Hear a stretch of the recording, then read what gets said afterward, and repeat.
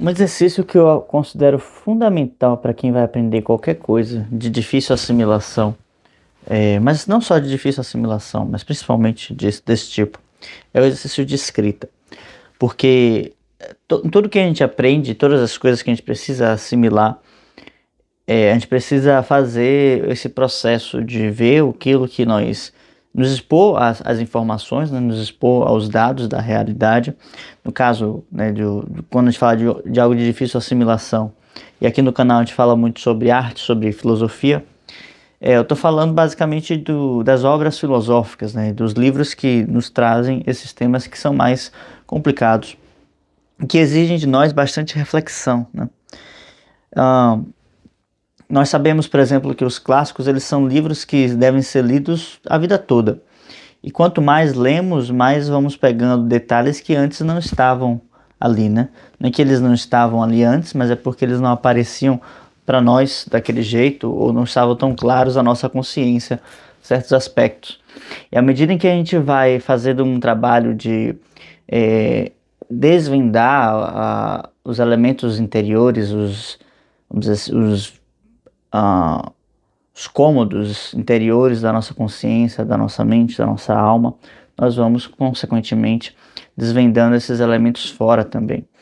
Não se trata de uma via de mão única, né? Porque do contrário não faria sentido ler nenhum tipo de livro, né? Mas o que acontece é que quanto mais eu leio livros e vou pegando elementos dele, melhor eu vou compreendendo a minha vida interior.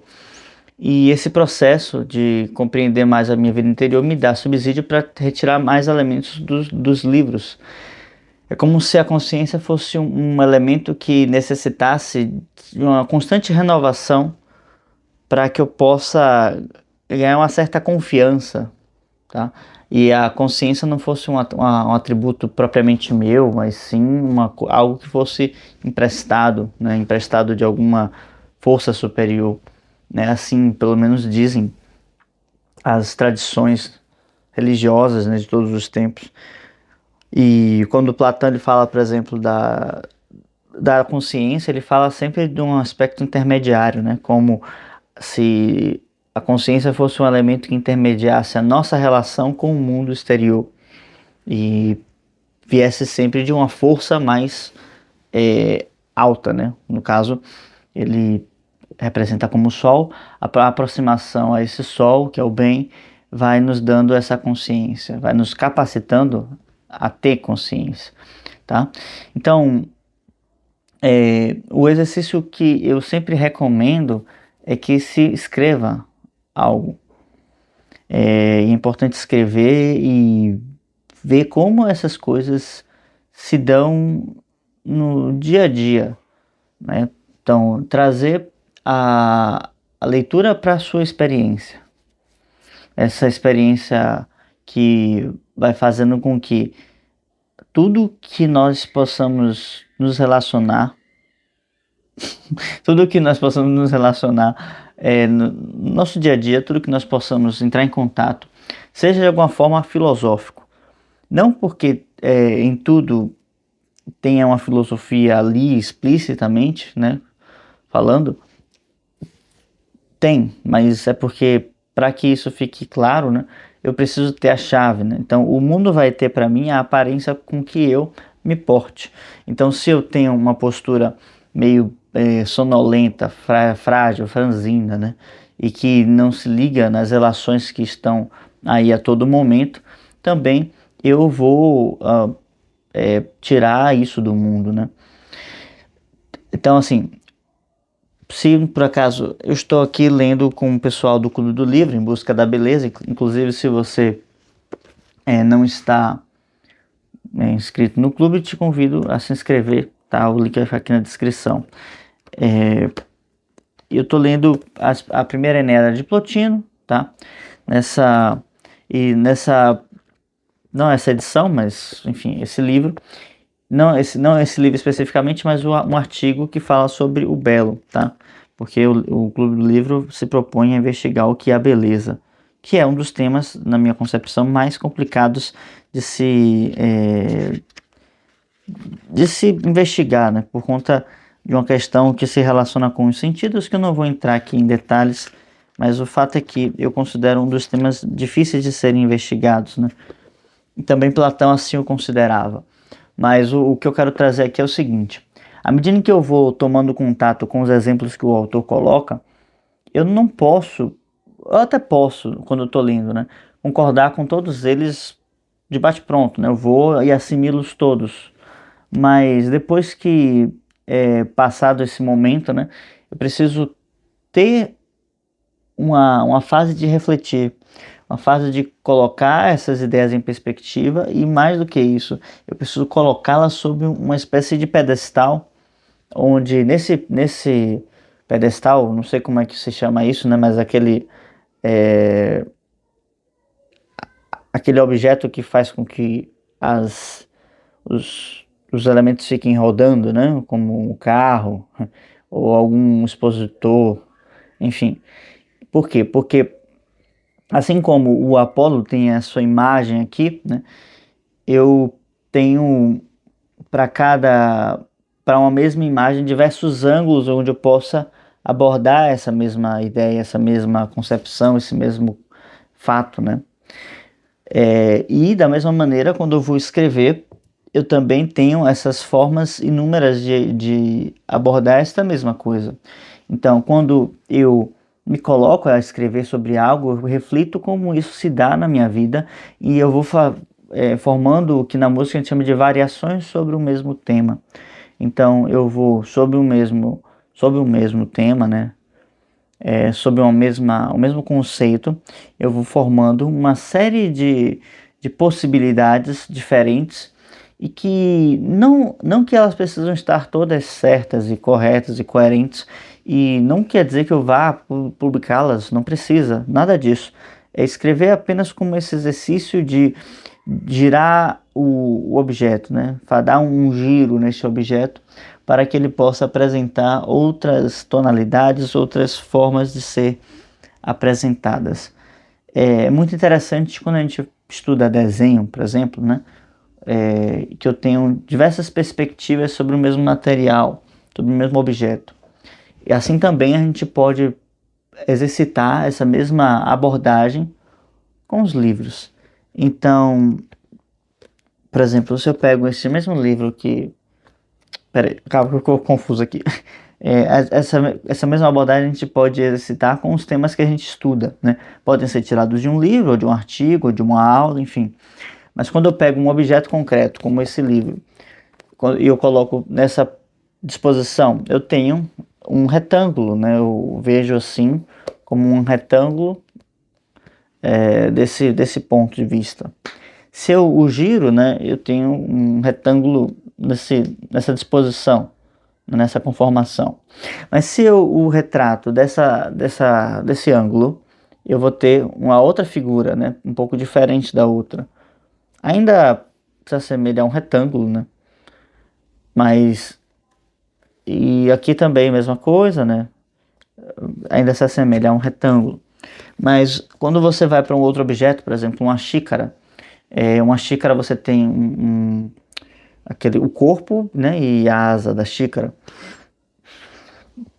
E se eu giro essa xícara, ela uma hora vai se aparecer como um círculo, e se eu giro de novo, ela vai estar como um cone, ou um cilindro com uma asa, né? Que essa asa tem um formato de elipse, né? Que seria que não é bem um círculo, né? Mas que tem aquela aparência de círculo. Então, assim, o mundo exterior ele já vai nos mostrando como um mesmo objeto ele pode ser tido e assimilado por diversas perspectivas. E diante de um fato, diante de um acontecimento, nós podemos estar, na verdade, disposto em diferentes lugares de um mesmo espaço, né? E através do nosso ponto de vista, a gente vai ter uma impressão ou uma opinião sobre o acontecimento. E quando vamos falando com pessoas diferentes que presenciaram a mesma coisa, às vezes a gente tem dúvidas se estamos realmente tratando da mesma coisa, da mesma situação, né? Assim como naqueles filmes investigativos em que, vez por outra, né, vai se aparecer o relato de cada um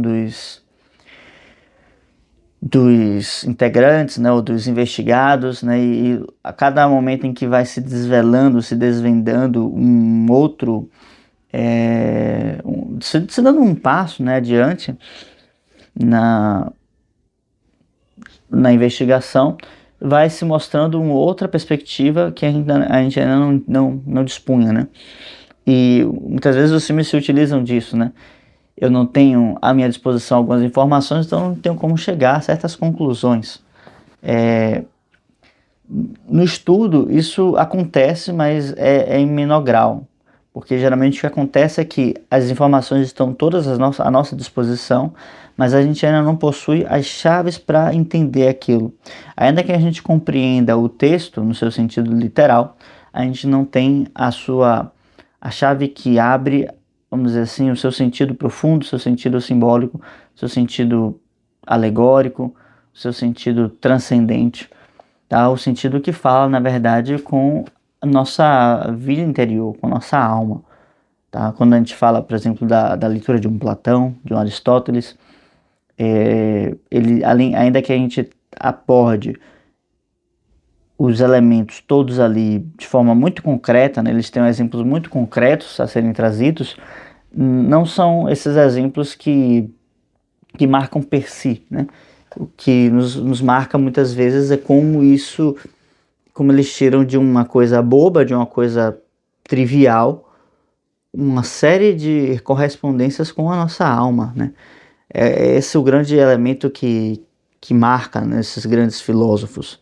E é dessa forma que a gente busca desenvolver, né, aqueles que estudam filosofia, aqueles que estudam arte, é assim que nós buscamos desenvolver o nosso olhar sobre a vida e nossa forma de entendimento, né, sobre tudo o que vai nos acontecendo a partir de um ponto de vista trivial, um ponto de vista comum, simples, tá?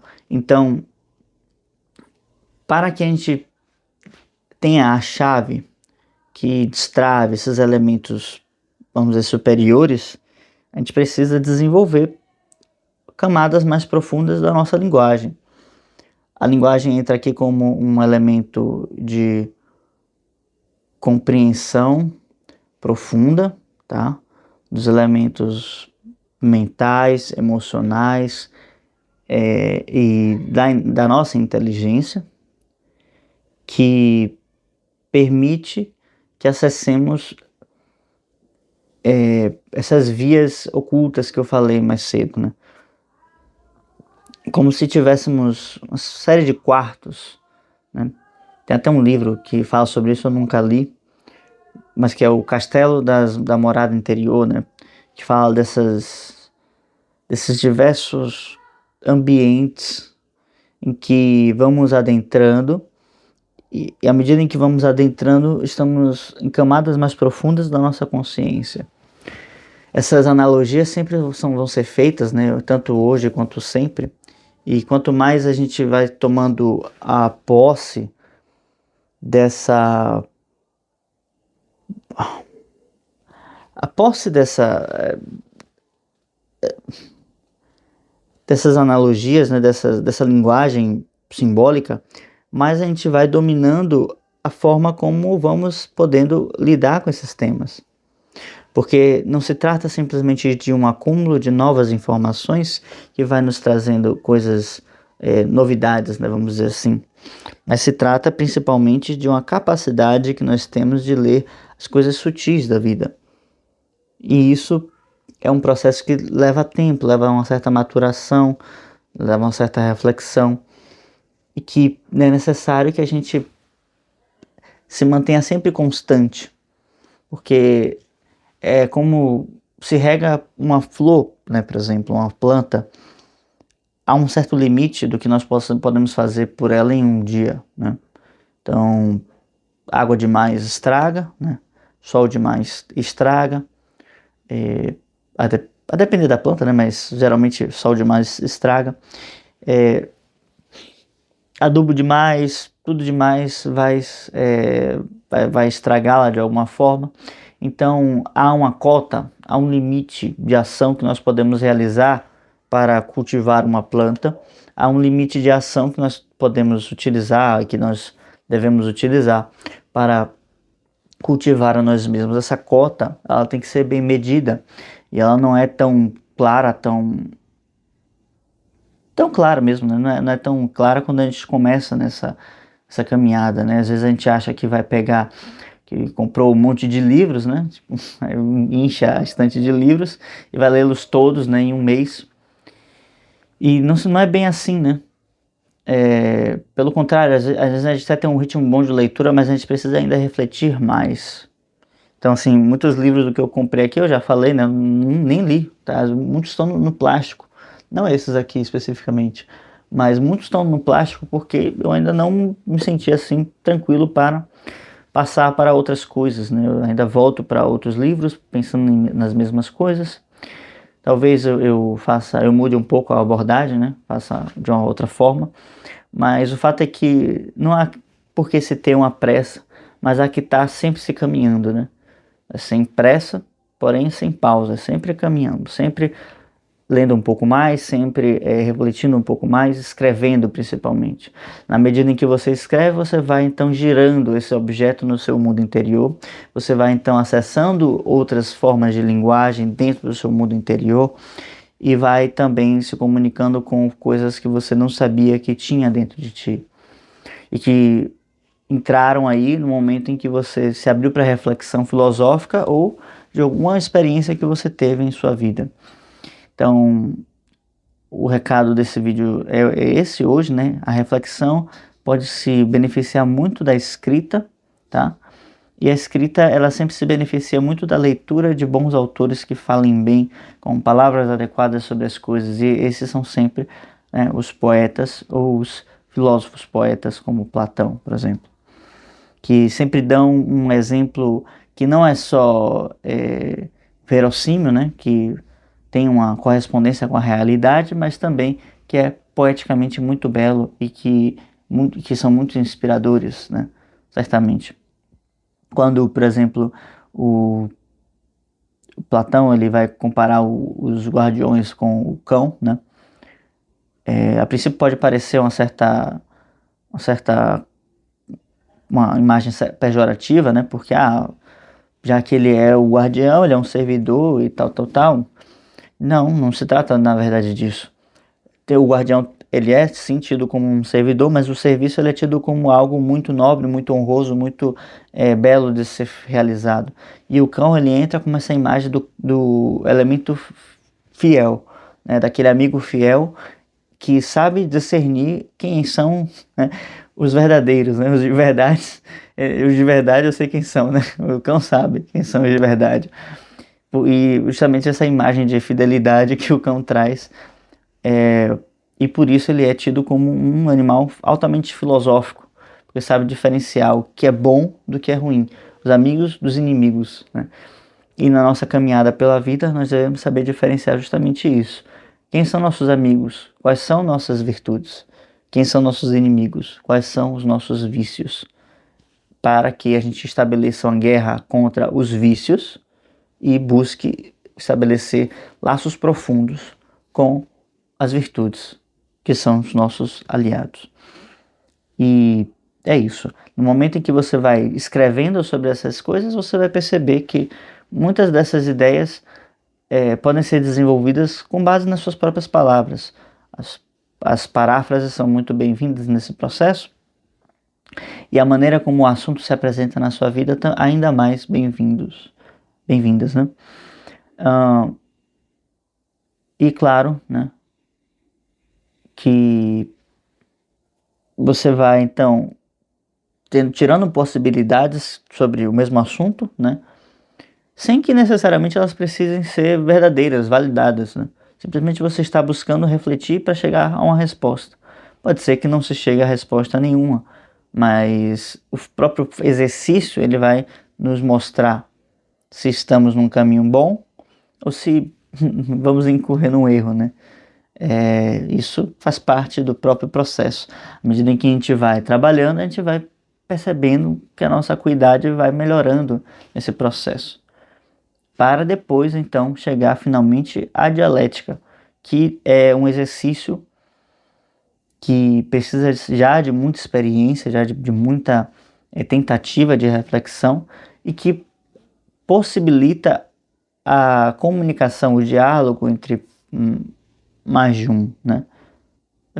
É, é porque a reflexão é um exercício consigo mesmo, né? E o diálogo é um exercício com o outro.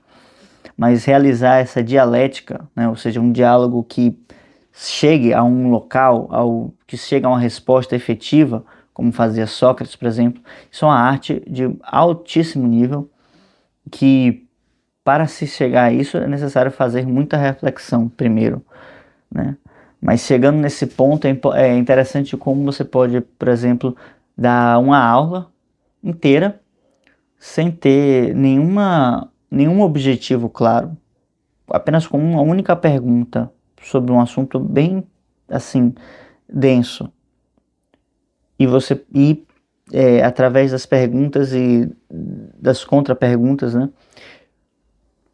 Perguntas e respostas e contra-argumentações, e chegando e construindo e montando esse processo até se chegar finalmente numa resposta, como alguém que sai numa navegação longínqua, sem saber exatamente para qual porto, em qual porto vai aportar, mas seguindo a direção dos astros.